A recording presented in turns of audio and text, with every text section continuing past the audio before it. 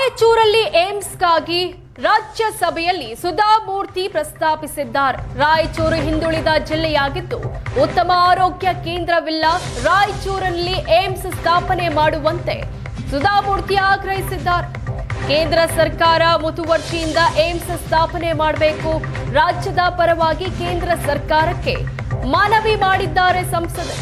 ಕಲ್ಯಾಣ ಕರ್ನಾಟಕದ ಪರವಾಗಿ ಧ್ವನಿ ಎತ್ತಿದ್ದಾರೆ ಸಂಸದೆ ಸುಧಾಮೂರ್ತಿ. ರಾಯಚೂರಲ್ಲಿ ಏಮ್ಸ್ಗಾಗಿ ರಾಜ್ಯಸಭೆಯಲ್ಲಿ ಸುಧಾಮೂರ್ತಿ ಪ್ರಸ್ತಾಪಿಸಿದ್ದಾರೆ. ಆಯೋಗದ ಪ್ರಕಾರ ಸಹಿತ ಅನೇಕ ಹಿಂದುಳಿದ ಪ್ರದೇಶಗಳಲ್ಲಿ ಅದು ಒಂದಾಗಿದೆ. ಮೈಸೂರು ದೊರೆಗಳ ಕೃಪೆಯಿಂದ ದಕ್ಷಿಣ ಕರ್ನಾಟಕವು ಸಮೃದ್ಧಿಯಾಗಿ ಬೆಳೆದಿದೆ. ಆದರೆ ಕಳೆದ 250 ವರ್ಷದಲ್ಲಿ ಪರರ ದಬ್ಬಾಳಿಕೆಯಲ್ಲಿ ಅದು ನಿಗ್ಲೆಕ್ಟ್ ಆಗಿ ಅಥವಾ ಮರೆತು ಹೋದಂತಾಗಿದೆ. ಅಲ್ಲಿ ಉತ್ತಮವಾದ ಆರೋಗ್ಯದ ಯಾವುದೇ ಒಂದು ಉಪಾಯಗಳಿಲ್ಲ. ಅಲ್ಲಿ ತೀವ್ರ ಬಡತನ, ಆರೋಗ್ಯದ ಸಮಸ್ಯೆ ಮತ್ತು ವಿದ್ಯಾಭ್ಯಾಸದ ಕೊರತೆ, ಇನ್ಸ್ಟಿಟ್ಯೂಷನ್ ಇದ್ದರೂ ಸಹಿತ ಅವು ಉತ್ತಮ ರೀತಿಯಾಗಿ ಇಲ್ಲ. ಇದರಿಂದ ಅಲ್ಲಿಯ ಬಡ ಜನರು ತಮ್ಮ ಆರೋಗ್ಯಕ್ಕಾಗಿ ಮಾಡುವ ಖರ್ಚನ್ನು ಅವರು ಬೆಂಗಳೂರು ಅಥವಾ ದೊಡ್ಡ